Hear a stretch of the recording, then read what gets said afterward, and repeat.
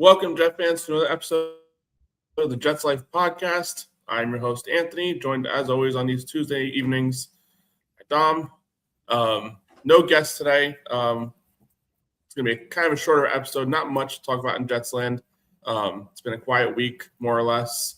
Probably hit it up right away with a mock draft. Plus, I'm also on vacation away from the regular home office, and the internet here sucks. So if there's any issues, I apologize in advance. But right now, it seems like it's working to some degree. But I might lag here and there. Fingers crossed, knocking on wood, doing all the above. We're working out right now. But Dom, let's get things started. How's everything going with you? Pretty good, man. It's like you said, pretty quiet week. I'm just getting some Jet news about, how they're visiting all these quarterbacks. So, getting prepped 4 weeks away from the NFL draft. Starting to get a little excited. Yeah, I know they had Allar's pro day. I think they had Carson Beck's yesterday. And I'm pretty sure over the next couple of days, it's going to be Ty Simpson's pro day for Alabama. So they're obviously going to be traveling to all these places with pretty significant contingent. Anywhere there's a quarterback involved, they'll definitely have their main guys there doing their homework. But I guess overall, Carson Beck, I personally want nothing to do with him. I don't see a lot of the praise for him. I mean, if it's a 5th or 6th round pick, so be it. Whatever you could do worse with a 5th or 6th round pick. But I mean, what are your thoughts on where you at with Carson Beck? Where's your sweet spot for him if they were going that route? 4th or 5th round at the very soonest. You know what I'm saying? I mean, the further the better.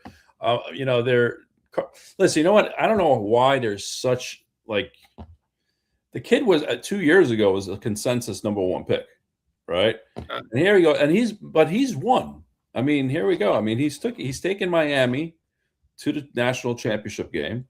I mean, the kid has so many starts under his belt. He checks off all the boxes that Parcells looked for in quarterbacks. You know what I'm saying? So, I mean, to me, listen, I have my favorites, and he's not one of my favorites. If I had to put a number on anything, I want Drew Allar. I'll even take him in the 2nd round because he's got such upside. That's a reach. I understand, but taking him with 44, 33, that's a reach. Yeah, I mean, I would lean more probably a top 100. I would lean more towards the 44 pick for sure, but because he's going to go in the 3rd round, possibly even 2nd round. I mean, his stock is rising, and so is I think he's a low 3rd round guy. I just can't see that would be a really ballsy move, going 2nd round for a guy that's a desperation move too. Honestly, if you're telling me Allar in the 2nd round or Simpson at 16, I'd probably lean Simpson at 16. If gun to your head, those are the 2 choices you have, I'd probably feel more confident with Simpson at 16 just because there's a relative unknown with him only having 15 starts under his belt. With Allar, he has a lot of starts under his belt, and you see he plays good against bad opponents, and then when the good opponents come to town, he doesn't look as sharp. It's kind of how his issues there with that kid, Yeah, so that's my thing there. And with Simpson, you just don't know if this year was on him. Was it on his coaching staff? Was it on the offensive line, the ground game? It was basically him slinging it up and trying his best to keep team afloat. When other teams started trying to hone in on that, because Alabama couldn't run for crap. When that became apparent, that's where I think you saw that post-October slide for him, where he really just looked like crap after Halloween. It's kind of that point that everyone kind of points to is okay, he was different before that. We were talking about him being number 1 over Mendoza, over Moore, over everybody for a period of time. But then, obviously, October hit and things weren't the same. Yeah, I mean, his stock, I tell you, Ty Simpson's stock has been rising. There's no possible way he's slipping out of the 1st round. I don't think so. I see he'll go anywhere from 10 to right around 20 is my guesstimation where he'll land. You got Pittsburgh. Yeah, I think the earliest he'll go I mean, well, I can't really say earliest to go. The earliest I see him going would be.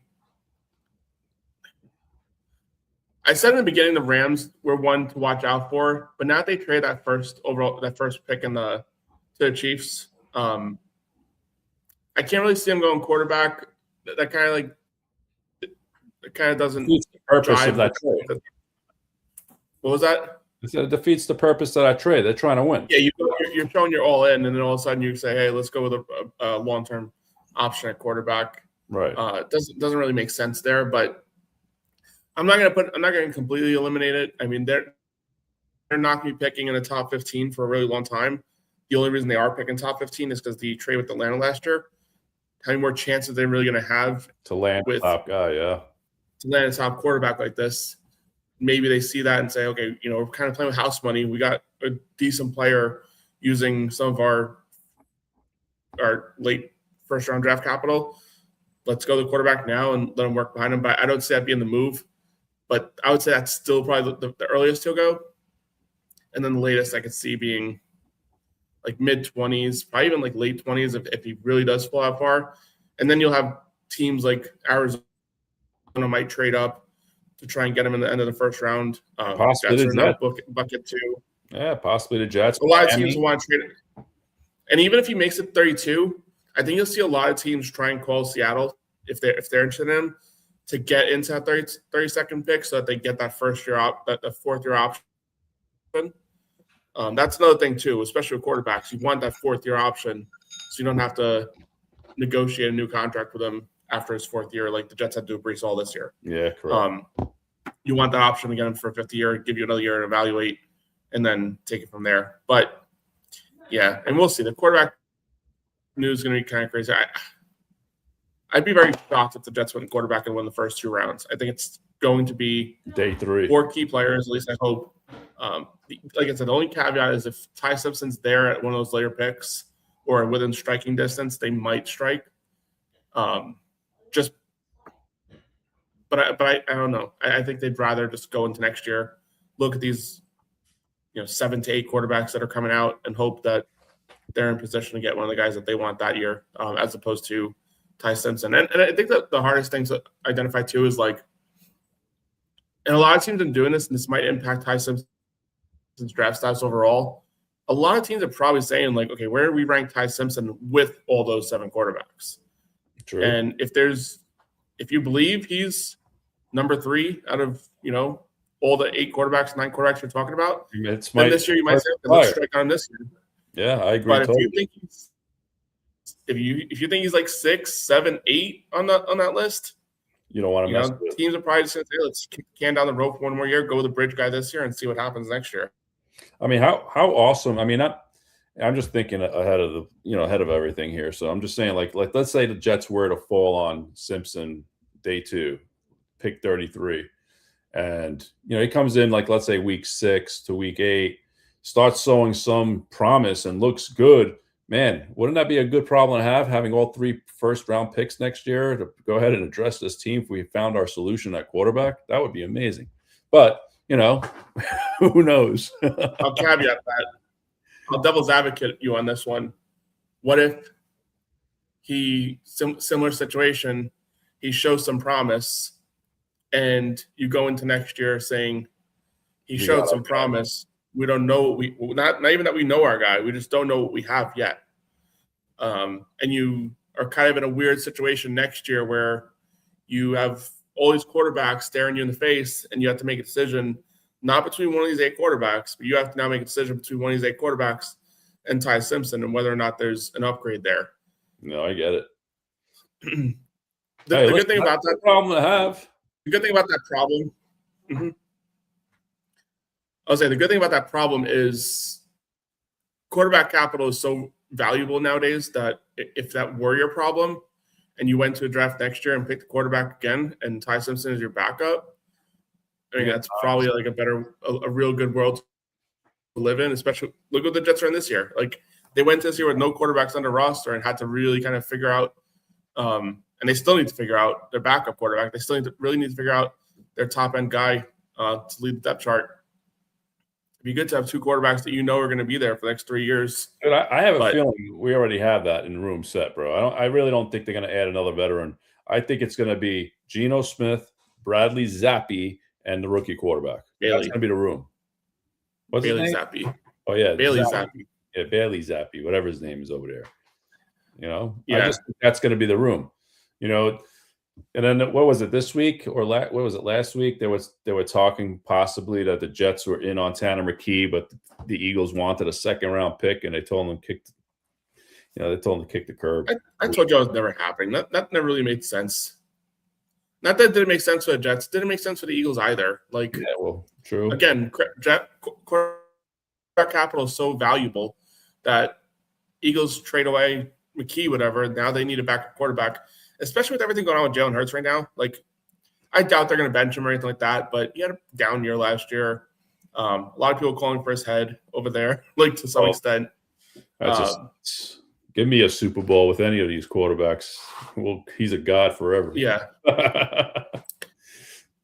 Not in Philly. They don't care so much. Doug Peterson was fired within 2 years. Yeah, that is nuts. And Carson Wentz and Nick Foles were both gone pretty quickly after that. But yeah, the McKee thing never really made sense to me. For the Jets' perspective, you're gonna trade a second or third round pick for him, and then you got to pay him. That's the thing. You got to pay him because he's a free agent next year. And for the Eagles, best case scenario, someone gives you a second round pick, and you probably run away happy with that. Worst case scenario, he walks away as a free agent next year. But quarterbacks get paid when they hit the market, so you're going to get a good comp pick out of him no matter what. Sure. So I don't know. I think that's the thing about the Tanner McKee thing. I just never really saw it as a realistic option, and there was a lot of questions behind it too. And I think we still got what's his name? We got Brady Cook too. He's another guy. Right. that guy was horrible to watch. But the Jets were actually there were a couple of Jets things we could touch on in the media and all that stuff. So every year, owners, GMs, whatever, they put they try and put rules to the side and stuff like that to try and get them passed by the owners' meetings and stuff like that. The Jets found themselves in a situation where it doesn't really look good when you're a team that always loses, that you're trying to award teams that end up being bottom 5 with multiple second round picks. That was a rule that they tried passing. It'd be nice for the Jets, and we'd be picking. Oh gosh, we'd have unlimited second round picks. Second round forever, man. Oh yeah, second round would be our dream round forever. But that was an interesting one. What do you think about that? Bottom 5 teams get 2 second round picks every year, free compensation picks. Second round, I would think third rounders would be better, not second rounders. That's the rule. I would love the second rounders. Don't get me wrong. We've been sitting in that boat for a long time, but I think third rounders is where it starts. Yeah. I think second rounder is too rich. I agree. I mean, they'd be bottom second round, so they'd be basically third round picks. Right. My thing about it is the NFL is trying to avoid tanking being a realistic thing. Well, if that's the case, the bottom 5. If that's the case, the bottom 3 teams, what they do a lottery at the end of the year. Well, no. So they're not worried so much about the way the structure of the draft right now. Right now, the way it works, they don't see tanking as a real thing. It happens. This year, the Raiders obviously were tanking. Jets were tanking. Jets were obviously tanking. There were teams tanking, but it's not a huge issue at the moment.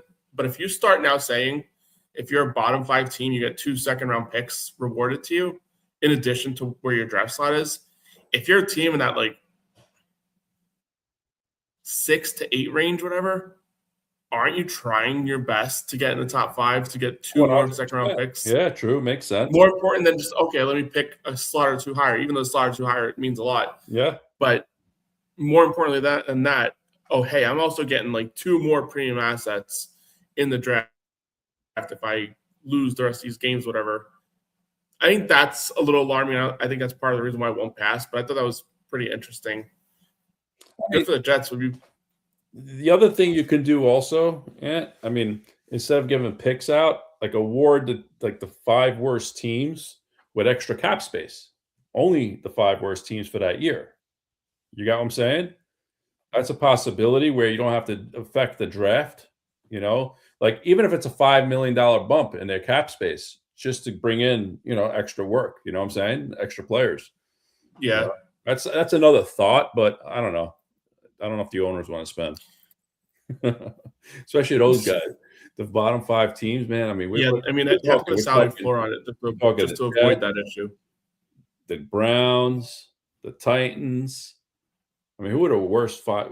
Arizona. I mean, these are the teams that are always just sitting in the bottom 5. I mean, it hasn't been changing, So, whatever.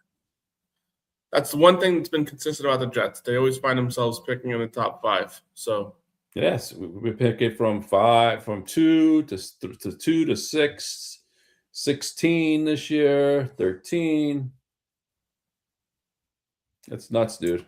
Some things never change. But good for the Jets getting ahead of the curve. We're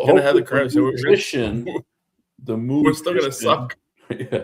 Hopefully the magician could do different things this year with this draft and bring in at least 5 key players, man. That would be nice. Yeah. If he can nail on 5 starters in this draft, dude, we're talking. We're cooking. Next year, we'll make it even better.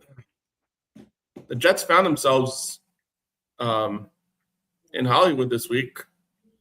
Big trailer got released. Their logo was featured in the. Is that the Spider-Man? Yeah. They posted this on their Twitter, and I didn't believe it at first. I had to watch the trailer and see if it was actually real, and it actually is real. Yeah. That's crazy. They actually had this girl in but my question is, why is she wearing the old logo? I don't know, man. There's they should be have put a new logo to that. I mean, I feel like that's a big thing. I know, with AI and stuff like that. Anytime I try and get it to build something for me, Jets related, it does not understand the Jets new logo. And I've told it a million times, hey, the Jets changed their logo in 2023, 2024, whatever it was, 23. Tell it over and over and over. And yeah, I got it. And it'll do it good for a day or two. And it'll just keep going back to the old logo. It's that's crazy. I quit. I'm not going to argue with ChatGPT. Maybe they know that they're changing the logo back, and that's the reason why. But yeah, like I said, it's been a really quiet couple of weeks. Nothing really going on. You got the pro days going, right? That's all we got going. Yeah, that's the thing right now. Everyone's focused on the pro days. Who's where? Who's? I think any big moves will happen between now and the draft. I'm just saying in general. You see anything popping out for the Jets? I would just think for anything. I mean, do you think anything's going to happen with AJ Brown? Do you think anything's going to happen? Is Diggs going to get planted somewhere between now and the draft, or you think it's going to be more after the draft? I think a lot of teams are probably just going to stand pat for a minute here and see how the draft falls. For example, the Jets, maybe their phone is still kind of in contact with Jaguars over Brian Thomas Jr. That's what I mean. Anything like that, you see. But they're probably also just waiting to see what happens at 16. Yeah. Are one of the 3 receivers there? If we take one of the receivers, we're good. And we roll with what we got. But if 16 happens and they're put in a situation where they kind of have to go with, Vega Ione or, have to go in a different direction position-wise, then maybe you find yourself in a situation where it's okay, let's use one of the second-round picks, get Brian Thomas Jr. At least we have a reliable starter opposite Garrett, and we can still pick up 2 more position guys, later in the draft. That's probably the way the Jets go, I think, with that. And I think a lot of teams are doing the same thing. It's Jawan Jennings was never really a guy I could see spend crazy money on, but injury prone. After the draft, the team desperate for a receiver, they might go that route. Yeah, but he's too injury prone. Makes sense. And I'll be honest with you, man. The more and more I'm I don't know if it's just gas or something like that, but just Jordyn Tyson injury history, man. It's getting worse and worse and worse, man. There's some mocks, man. He's available on top of the second round. That would be silly. No, I don't even think he's gonna make the Jets. To be honest with you, he's still the best receiver out of that group. Like, he still has the most talent. That's a big thing there. If he's there at 16, the Jets would run that card in. I mean, you would hope. I do not see. I don't know, man. I'm thinking the Jets are like, that's one of those types of like calls you make, being that he's bro, he's got a history. Every year he's gotten hurt, like season-ending injuries. It's almost like another Elijah Vera Tucker, like we already know this, and we're going, I don't think the Jets are going to do that. Mm-hmm. I think if I were the Jets, man, I mean, honestly, if you want to really consider possibly, that'd be foolish. No, I know I get it, but like I've seen some mocks where I've seen the Jets take Carnell Tate at number 2 and then move back up from 16 to like the 7 with Washington and draft someone like a Bain or a Sonny Styles or a Reese if they're available, or Bailey there. I mean, I wouldn't be mad at that. Trade 16 and 44 and then trade your 33, grab another another pick somewhere in the third round. If you could walk away with like Bain and Tate in the first round, would you be so upset with that? I don't know. You're leaving with Bain and Tate. I think Tate's going to end up being the top receiver picked. But no, that's what I mean. With the pick number 2, though, let's say you were to take Tate there. Okay. Yeah, Bain's not falling to 16. No, but you move that 16th pick and move all the way up to 7. Let's say Washington's ready to deal. You could send them 16 and 44, and then hopefully Bain will be there at 7. Bailey, one of those players are going to be there. You got my thing though. Like, the Jets really still need players, and they still need a lot of players at premium positions. But you got to get not even just premium positions, just positions in general. Like they still could use a safety. They still could use a guard. They still could use more defensive line help. They still obviously need an edge player that's going to probably go 2. They still need a wide receiver. I don't think it makes a lot of sense for them to be moving up to do it from losing assets 16 to 7. I mean, I've been seeing a lot. They need as much as they can get. I've even seen a lot of like they're falling in love with that kid on Boston, and he's available on the top of the second round. I mean, I wouldn't be mad at that either. Kid's a big guy. I don't think he's going to make it to the second round personally. I think he's probably the 4th or 5th guy. I mean, that's going deep in day 2, but he might be the guy that's available. Ted Hurt. What about that kid? I mean, Denzel Boston. You got Omar Cooper's really climbing up the draft board. Ted Hurst. That kid looks pretty good, man. That kid Hurst from Alabama. Isn't that where he's from? Hurst from Alabama? Is it Hurst? Ted Hurst? Are you talking Jerry Bernard? No, not Bernard. Ted Hurst. Where is he coming? Oh, I'll tell you right now. Name doesn't even sound familiar right now. Huh? That name doesn't even sound familiar right now. Ted. I feel like I've seen him when we've done I think maybe I'm saying his first name wrong. Yeah, Ted Hurst. 21 Georgia years. State. Georgia State University. Take a look at this kid. He's flying up. He's like a day 2. He's a day 2 guy, second rounder. I mean, he's got the size, the speed. I mean, listen, it's a second rounder. He's not a top 5, but he's definitely in a top 10 conversation of wide receivers. I'm never really going to say no. Right. But what is he? Georgia State, I assume he hasn't played. I mean, we can look him up when we do the mock draft, whatever. All right. Where PFF has him and everything. Mm-hmm. But playing for Georgia State, I'm pretty sure they don't play many people. No, I get it. So I think now more than ever, level of competition in college is really important to pay attention to. No, I agree totally. With the way the conferences are built nowadays, there's no reason why, you pick a guy that hasn't really played anybody over a guy that's literally plays in the SEC, and he plays against all top SEC on the list.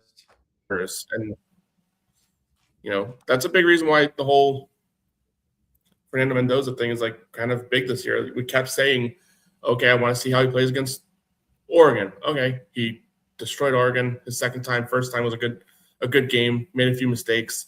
Okay, let me see how he does against Ohio State. Passes that test. Let me see how he does against good defenses. And he beat, what was it, Miami in a national championship game. I forget who else they played in national championship. Whatever the bracket. What's his name? Chambliss's team. Ole Miss. No, I know he played Alabama. I know he played Oregon. Was that it? Just those? Oh yeah, because they had a bye week too. That's why. True. Yeah, because they were the 1 seed. Who played Texas Tech? No, he didn't play Texas Tech. Oregon did. Oh, Oregon played Texas Tech. It's all right. Yeah. They beat him in the first round. Yeah. But actually, Texas Tech, like that defense is good, but now they're going to get – I think they had Sorsby, I think, if I want to remember right. Oh, Sorsby's really? Down there now. He transferred in. So, again, that's the thing about this like whole quarterback class. Even a lot of people aren't talking about is Mensa. I think he USC? He transferred to Miami. From USC, right? No, Mensa. Mensa was at Duke and was really good there. Yes. Now he's transferring. I'm pretty sure it's official. He transferred to Miami. I forget it. It's hard to keep track of that stuff because there was a period of time where he was staying, but I'm pretty sure he eventually got transferred to Miami. And he's going to go there with a championship caliber team. I mean, they're going to lose some players, obviously, but his team was just in the finals last year, and they still got that kid Tony that was like a receiver, fresh out of high school, and he was like destroying it, whatever. So that's the receiver. He does like number one receiver. Yeah. Still got Lenore Sellers out there. It's still something to keep an eye on because guy has a lot of talent. Just Dante Moore. Yeah. You're gonna have. But anyway, let me fire up this mock draft and then let's get this thing rolling. It's gonna be a little choppy. Not choppy. It might give some issues there, but I'll have to keep going back and forth between screens because the way that this is going. Share screen. Bada bing, bada boom. Are we doing any trades or no? Or you want to keep it to the picks? Let's keep it to the picks. I do want to put one like trade thought into your head. It's something I heard about this week. Running back? But no, when we get to the point, I'll start with the questions. Okay. I'll keep it. Make a surprise. Mm-hmm. All right, let me see if this works. Not that. There you go. There we go. All right, you see it? Yep. You're looking good. Now, I don't see you at the moment, so I'm going to trust everything works out, whatever, but let's go through this. I see what's going on. Can you hear me? I can hear you, yeah. All right, so I can see what's going on. I just can't see you. Gotcha. I'm looking at the draft screen right now. I don't have the second monitor today, so gotcha. One of the pleasures of work doing this from a resort. There you go. All right, no surprise. Fernando went and won. I'm not doing anything with the second pick. Listen, I got to be real. I just don't see anything happening here. I know that there's some smoke out there about Tennessee teams trying to jump to Titans or Titans trying to jump to 2 to ensure they get Jeremiah Love. I don't know. I just don't. Until we get closer and this starts to get more rumblings, like what team? Arizona, I can't really see doing anything for Jeremiah Love. Maybe they do if the Jets go Reese, they go Love. I can see maybe, but I still think Arizona's going to end up picking a defensive player. Tennessee, if Love's there, they pick him. If not, they're also probably going to go with a defensive player. Like Salah's going to want someone key. Like Salah would want a guy like Sonny Styles, in my opinion. Like that's somebody he would absolutely love to have in his system. Are the Giants trading up for Jeremiah Love? Probably not. They already went through the whole Saquon Barkley situation, picking a guy early in the draft and still needing to fill other holes. Cleveland's probably not doing it. It just doesn't make sense. So for now, I'm just going to go with Arvell Reese, unless you have somebody else. No. I mean, listen. He's the best player in this draft, hands down. I mean, defensively, you could put him in Sonny Styles, Boat, and all them, but Arvell Reese has to be the pick here. 100%. I mean, that's where I'm at. I think it's like 75% Reese, 25% the field. It could be really anybody from Sonny Styles to Bain to Bailey. I think that's probably it. I don't see Jets going running back. I don't see him going Caleb Downs here. Me neither. It's definitely one of those like key defensive players, and Reese just makes the most sense. We're good there. Okay. Now we're at 16. It looks like all the receivers went.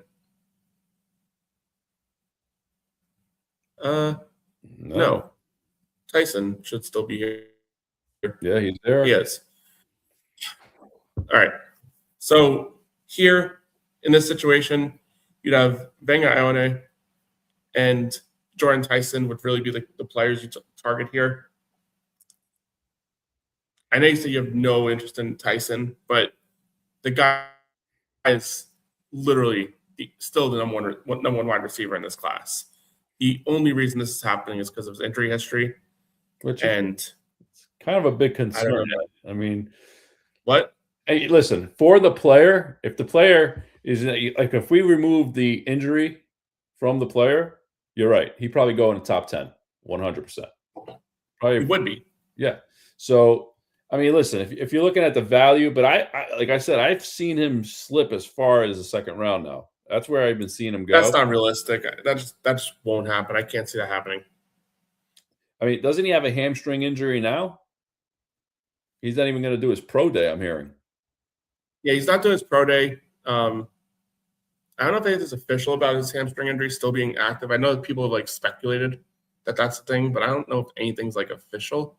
I'm looking it up as well. Mm-hmm. I mean, on this board here, listen, I understand the whole Jordyn Tyson, how we would want somebody like that. If it wasn't there an injury history with him, I'm all on board with it. But I'm leaning more towards the guard from Penn State. But we could address that in the second round. So, yep. I mean, the value here, to me, I mean, hey, listen, I wouldn't be mad. Hey, listen, we could use another corner, man. I mean, if you go McCoy here, boom, we got a corner. So let me ask you a question. McCoy's injury doesn't concern you at all? Well, I know he missed all of last year, right? Yeah. The year before, he was like a stud, but he was a stud, but he doesn't have an injury history. Has he played in his pro day? Or did they have one yet? I'm not sure if he's had his yet or not. Gotcha. Tennessee pro day. Probably not. I mean, I don't know. I'm just saying, man, this is a very I mean, if injury is the reason you're eliminating Tyson, I kind of think you also would need to eliminate Jeremiah as well. Go down just a little bit further here on that draft board. Here. McNeil, Warren. I mean, hey, listen, hey, I mean, dude, you want to go with that kid? Cooper. Safety? McNeil, Warren.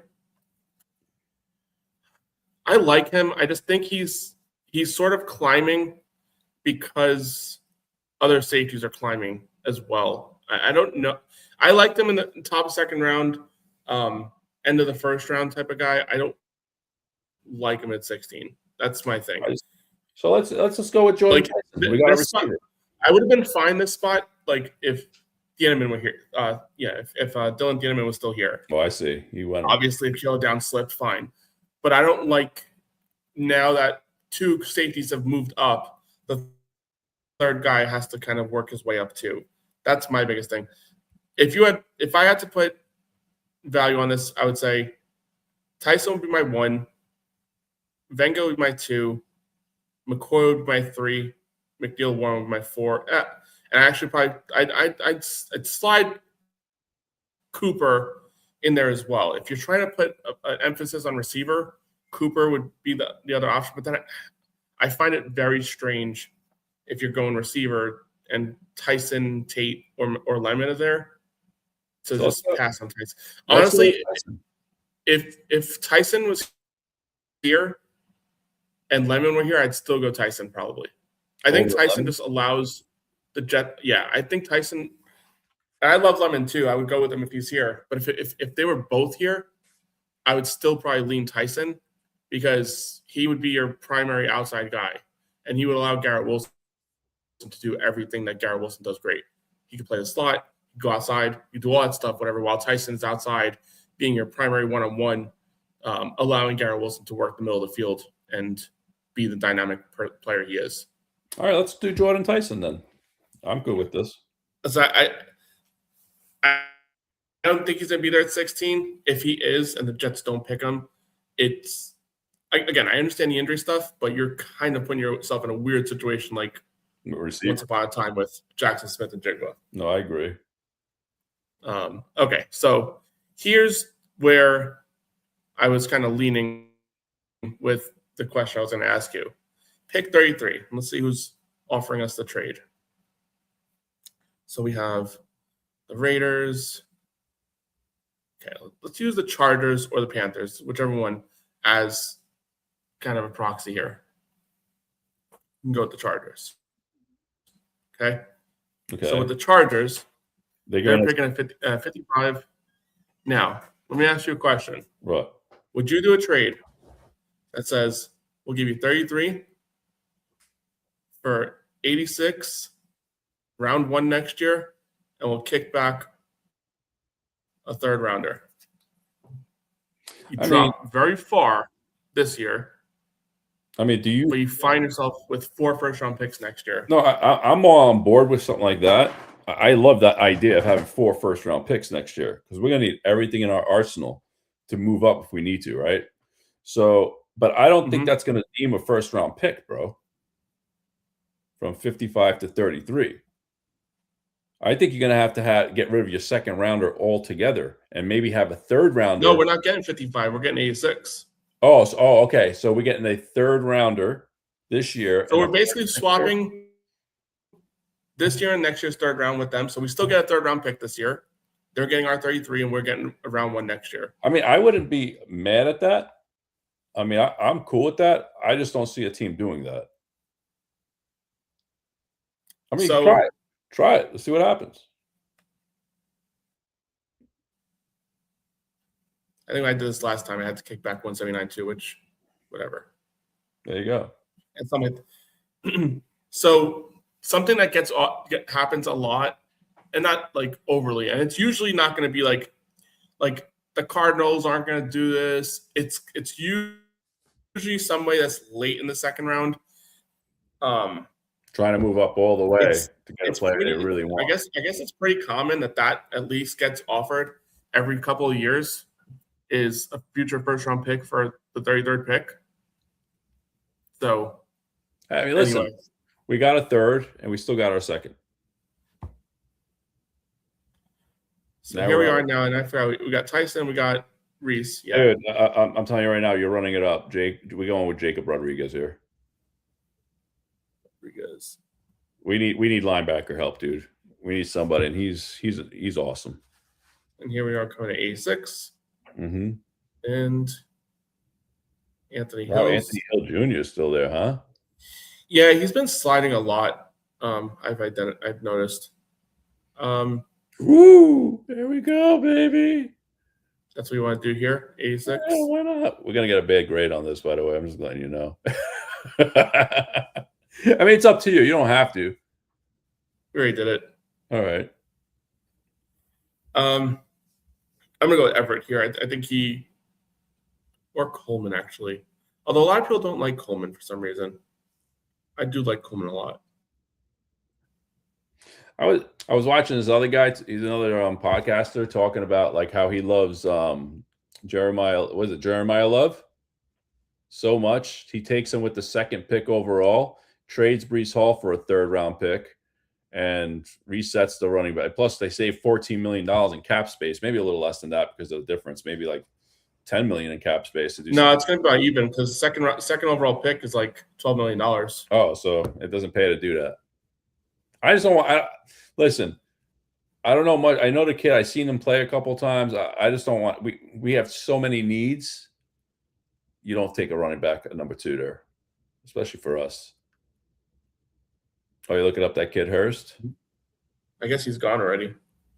We were supposed to look him up earlier. Oh, yeah. Was it Hurst, right? Yeah. Did I spell it right? Yeah. He did. He's gone already. Yeah. I wonder when he went. Let's see if you can find him. There he is. He Here. went 96 Seattle. to Cleveland. There you go. Let's keep looking at him. So, played Old Miss. Ooh, what's going on here? He played Old Miss. Is that Vanderbilt symbol? I think. Pretty sure. Yeah. Marshall. Was it Appalachian State? I'm pretty sure. I mean, that's my concern a little bit. Is like the level of competition. Memphis is another team there. Level of competition is my concern. But he did have a pretty what was that? Check his like, what is he, 6'2", 6'3"? Where would it tell you there? There you go, bam. Yeah, 6'3", 6'3", 195. 97th ranked overall on the big board. I mean, listen, you could. It's a third rounder. I mean, at the end of the day, if he's there, the early fourth rounder, and you haven't addressed receiver, hey, boom, they should address receiver before then. So far we've gone linebacker, wide receiver, edge, wide receiver, linebacker, quarterback. We got a quarterback. We got a receiver. We got a linebacker. We got two linebackers actually. Well, one edge player really, Arvell. So we're up now.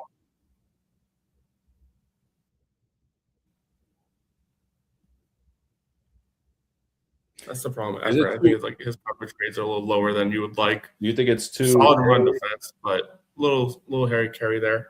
Do you think it's too early to look at running back right now? No, and that's where I'm at here. Yeah, this is probably. I don't know why there was a period of time where he was being talked about second round. Something has happened in this process. I wonder what it is, but he's definitely kind of worked his way down the charts a little bit. But I would definitely go to Coleman. Take him. Let's go. I'm good with this. Let's see if there's any centers here. I think a couple centers just went. Or a guard. What about a guard? See if there's any interior offensive linemen.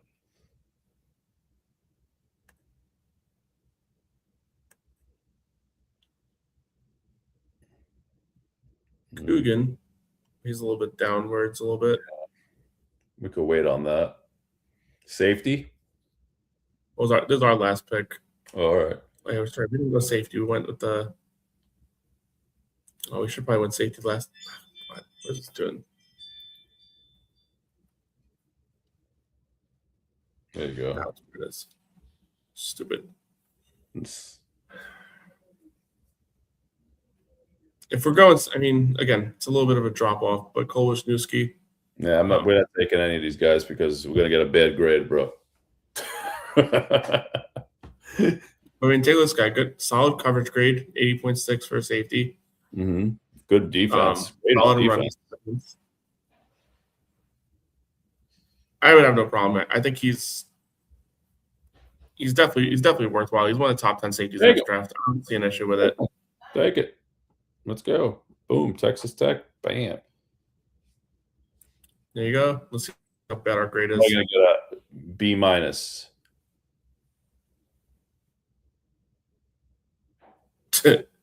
They mad at us picking Arvell Reese. Yeah, B-. Oh, there you go. Was an F.